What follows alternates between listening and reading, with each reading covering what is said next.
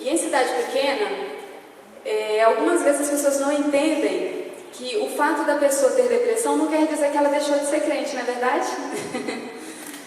O fato da pessoa ter essa doença, né, o síndrome do pânico, ou qualquer outra coisa que seja, quer dizer que ela deixou de acreditar em Deus? Quer dizer que ela abandonou a fé? Quer dizer que ela não é mais adventista porque ela sente isso? Não, né? E aí ela teve problemas com isso nessa cidade que ela foi. Quando ela veio conversar comigo, ela estava muito triste com isso, né? E quando nós fazemos o curso de psicologia, uma das coisas muito recorrentes é justamente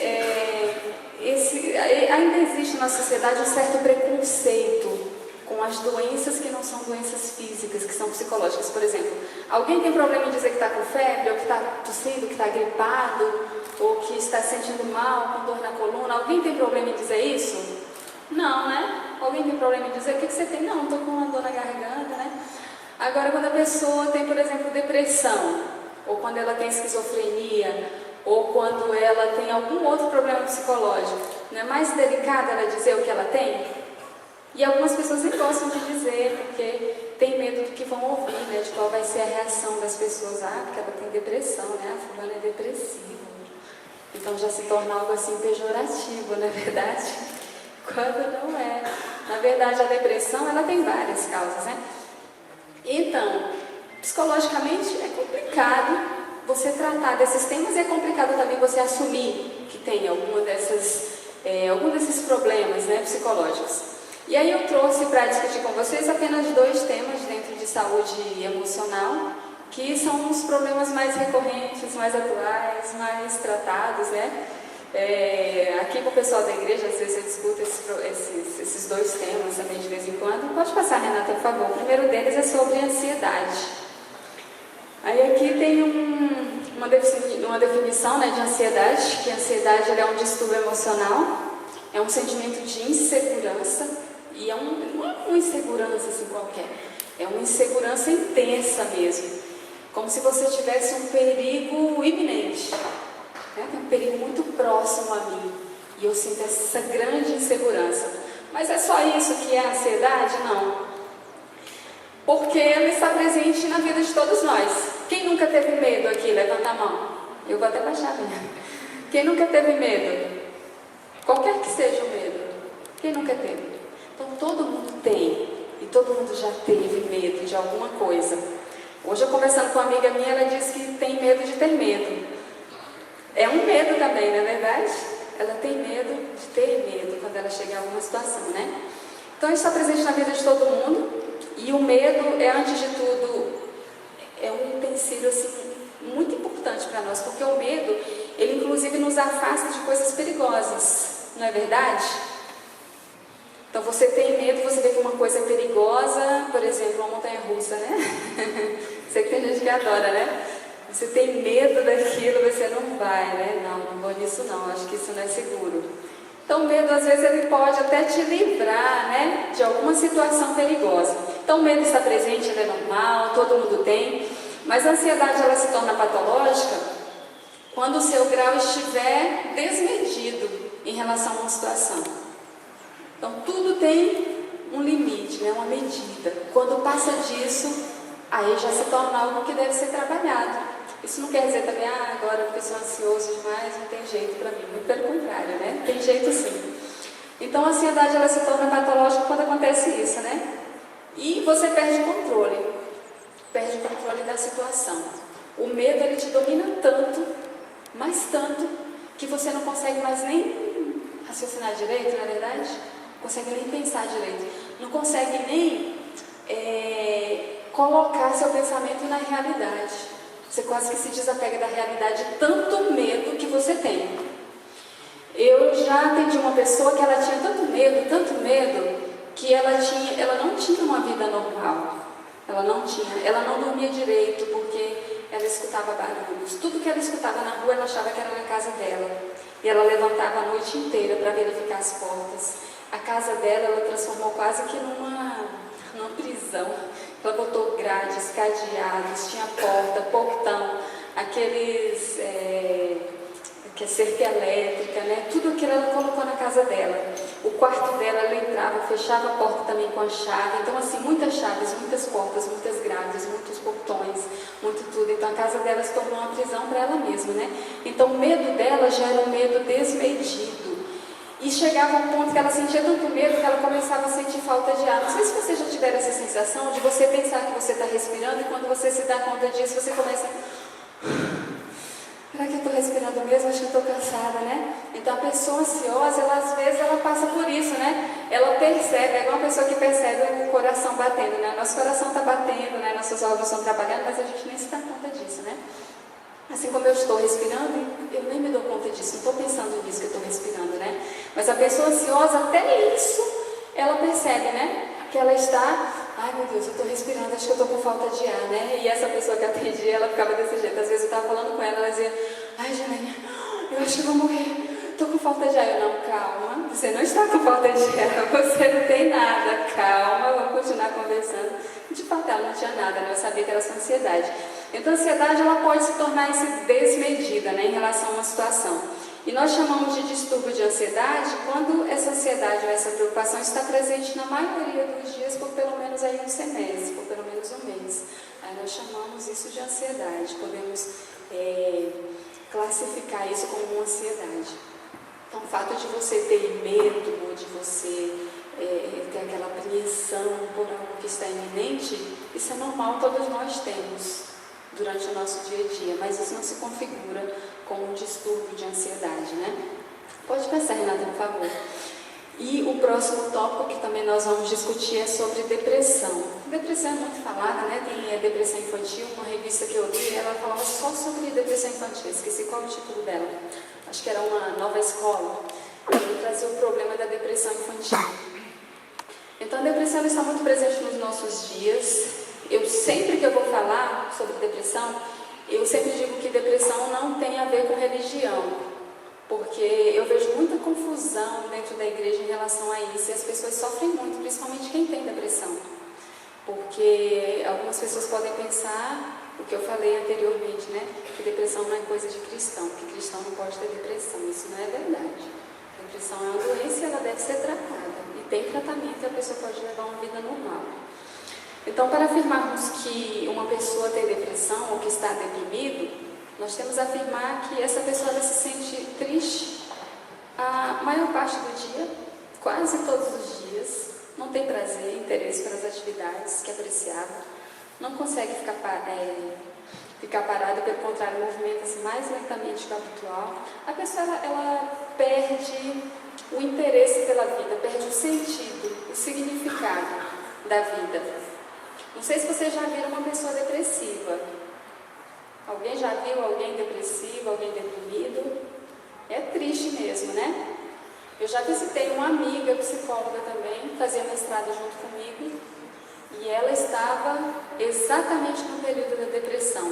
E ela estava no quarto dela, com a luz apagada, deitada, de costas, né, de bruços, para não olhar para ninguém, a luz do quarto apagada, ninguém podia acender a luz do quarto dela. Ela já tinha uns 2 dias ali deitada no quarto, ela não se levantava para nada, ela não estava cuidando da higiene pessoal dela, ela não queria se alimentar, e talvez pelo fato de ser psicóloga, não sei, ela já sabia de tudo sobre a doença, ela não se tratava, ela se recusava a se tratar. E teve uma época que ela tentou o suicídio. Esse é o grande problema do deprimido, né? Principalmente aquele que não tem tratamento. Ele tira a própria vida. Por quê? Porque eu não vejo sentido em nada. Se eu não vejo sentido na vida, por que eu vou continuar vivendo? Por quê? Eu faço diferença na vida de alguém? Não, não faço. A minha vida tem sentido? Não, não tem. Então por que eu vou viver? Então aquelas pessoas, os deprimidos de fato, eles são os que mais se matam, os que mais se suicidam, porque para eles a vida não tem nenhum valor, não tem nenhum significado. E quando vocês veem essas pessoas que querem se matar, né, sobe lá em cima de algum lugar e chama a atenção de todo mundo, não sei o quê, aquele ali não quer de fato se matar, né? São mais os histéricos, né, que fazem isso. As pessoas que querem se matar de fato, elas vão lá caladinhas, né, pegam um vidrinho de remédio, toma, né? O deprimido faz isso. Ele vai lá, pega, essa minha amiga, ela cortou os pulsos, né? Então ela vai lá, quietinha, pega a faca, vai, corta os pulsos, né, para sangrar até a morte. morte. Então o deprimido, ele faz isso. Ele quer mesmo morrer, ele quer mesmo dar fim àquela vida que ele já não tem nenhum sentido, né? Nenhum significado. Então a pessoa ela não sente esperança, ela se despreza, né? Agora, claro, morreu um parente seu. Quem é que não se sente triste com a morte de alguém querido? Todo mundo se sente triste com a morte de alguém querido. Isso é depressão? Não, não é. Então não vou dizer que a pessoa está deprimida porque aconteceu um evento que causou aquela grande tristeza nela. Eu tinha um professor, ele já faleceu, que ele dizia assim, que a depressão é uma grande tristeza sem um motivo concreto, conhecido. Então, ninguém morreu, assim, não aconteceu nada demais, e eu tenho uma grande tristeza. Essa é a depressão. E aí ele falava, agora a pessoa, claro, aconteceu uma coisa traumática, aconteceu alguma coisa triste, né? E aí ela se sente deprimida, se sente triste, aí a pessoa, tadinha, está deprimida, né? Como se depressão fosse sinônimo de tristeza. E não é, não, são coisas diferentes. Então, esses dois elementos aí, eles são determinantes, importantes da nossa saúde emocional. Quem que vai ter saúde emocional estando deprimido? Alguém pode ter saúde emocional estando deprimido? Não, né? Alguém tem saúde emocional estando ansioso, tendo distúrbio de ansiedade? Também não. Como então ser um adulto e não uma criança, considerando esses dois componentes, né? A ansiedade e a depressão. A ansiedade e a depressão, elas influenciam o nosso comportamento. Então, eu vou distinguir aqui comportamento de atitude, porque tem uma grande confusão. Acho que atitude e comportamento é a mesma coisa, né? Não são coisas diferentes. Eu até falei com os pais, né? Numa reunião com os pais aqui da igreja. Atitude é uma coisa e comportamento é outra coisa diferente. A minha atitude causa o meu comportamento. Por exemplo, a minha atitude em relação ao fumo é negativa, muito negativa. Então, o meu comportamento em relação ao fumo vai ser o quê? Eu não vou fumar. E eu também não vou incentivar ninguém que esteja próximo a mim ao fumo. Por quê? Porque minha atitude em relação ao fumo é negativa. Então, a minha atitude, ela influencia o meu comportamento, né? A minha atitude em relação ao estilo de vida saudável é positiva, né? Então, minha atitude em relação ao estilo de vida saudável é positiva. Dessa forma, os meus comportamentos em relação ao estilo de vida saudável, como o uso da água, do ar puro, da luz solar, ou seja, eu vou ser uma pessoa que vai desfrutar desses remédios. Os meus comportamentos estão sendo influenciados pela minha atitude positiva em relação a esse estilo de vida saudável. Então, vocês estão vendo que o comportamento é uma coisa e a atitude é outra? Que a atitude, na verdade, você não vê, você só vê qual a atitude por meio do comportamento? Na psicologia se chama teta e tal, né? Então, o teta determina o tal. Então, o que eu penso determina o que eu faço. Então, se a minha atitude é positiva em relação a determinado tema, eu vou agir de determinada forma, né? Então, o comportamento é a ação. E a atitude é o que eu penso sobre, né? A atitude que eu tenho. Quando você diz tomar uma atitude, fulano tem que tomar uma atitude, né? Na psicologia, os professores brincam muito com isso, né? Gente, não tome atitude, tá? Tome refrigerante, tome sorvete, né? Tome água, mas, por favor, não tome atitude. Então, na sala de aula, ninguém podia falar em tomar atitude, né? Então, a atitude você tem e ela molda o seu comportamento. Então, a minha atitude em relação aos outros vai ser moldada pela minha saúde emocional, não é verdade? Se eu sou uma pessoa ansiosa, como é que eu vou tratar os outros? Eu tenho uma amiga que ela desenvolveu um teste de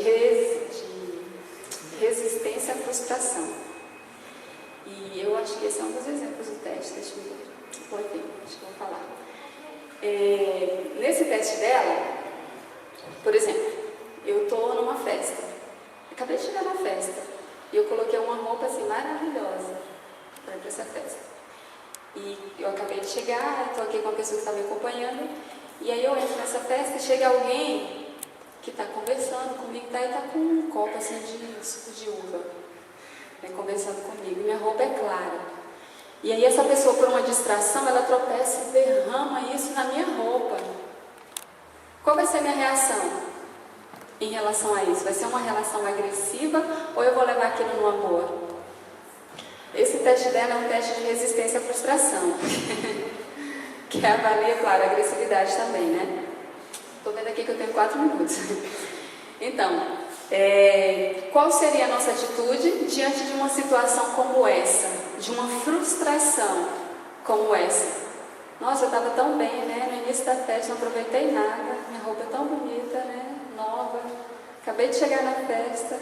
Vou ter que ir embora, né? Porque com a roupa toda, como é que eu vou ficar na festa? Então, qual vai ser a minha reação? Qual vai ser, o que eu vou pensar? Qual vai ser o meu comportamento? O que eu vou fazer? Se eu sou uma pessoa ansiosa, com alto nível de ansiedade, o que eu vou fazer?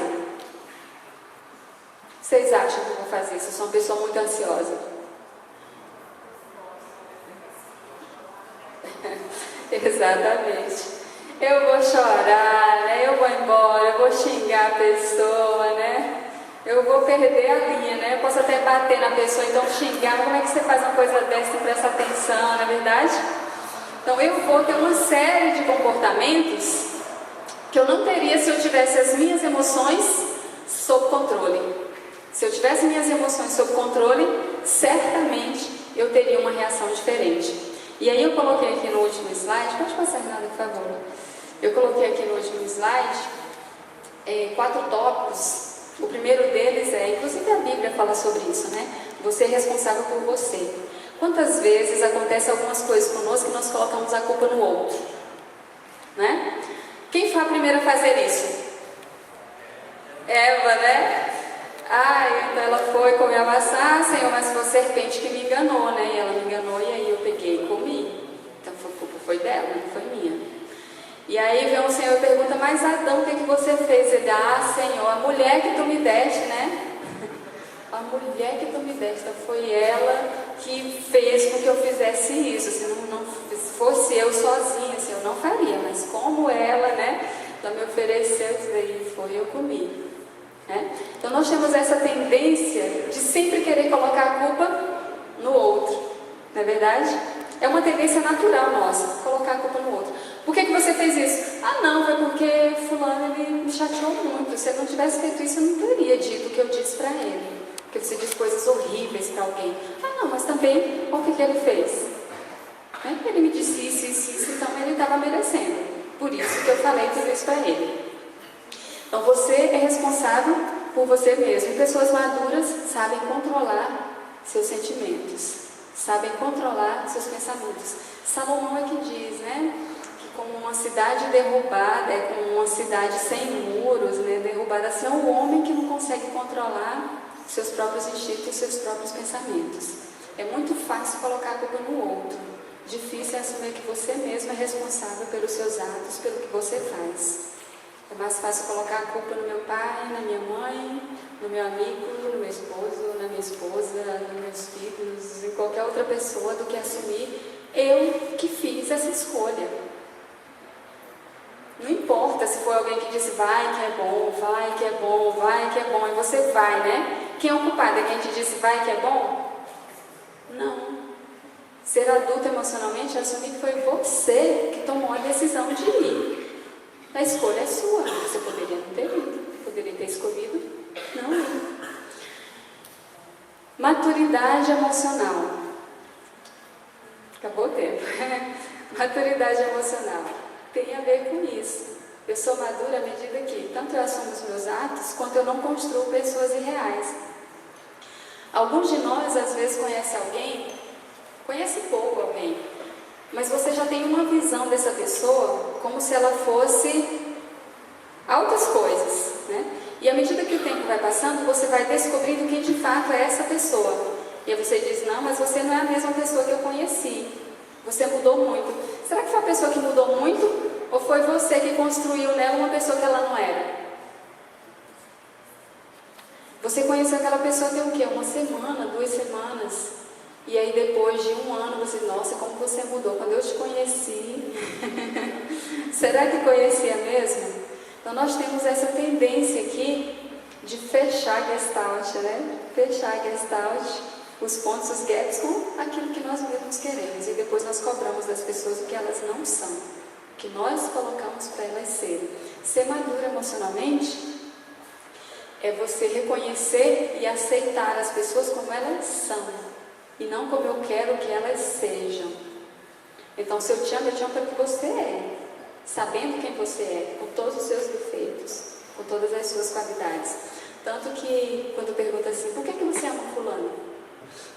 Você pode dar uma série de descrições, porque a pessoa é legal, mas assim, o fato real do porquê você ama essa pessoa, na verdade, não é por nenhum desses atributos, né? Porque todo mundo tem defeito, e não se ama pessoas, só pessoas perfeitas. Então, ter saúde emocional é ter essa maturidade, e é ter esse controle sobre os seus sentimentos, sobre os seus pensamentos. É assumir o que você faz, assumir as suas escolhas e controlar o que você vai fazer, né? E a Bíblia nos dá vários exemplos em relação a isso. Valdir, sei que o tempo acabou, né? Extrapolei 2 minutos. Sim, se alguém tiver alguma questão, Valdir sugere que seja depois, né? Para os meninos se encantar. Então, obrigada, gente. Boa tarde.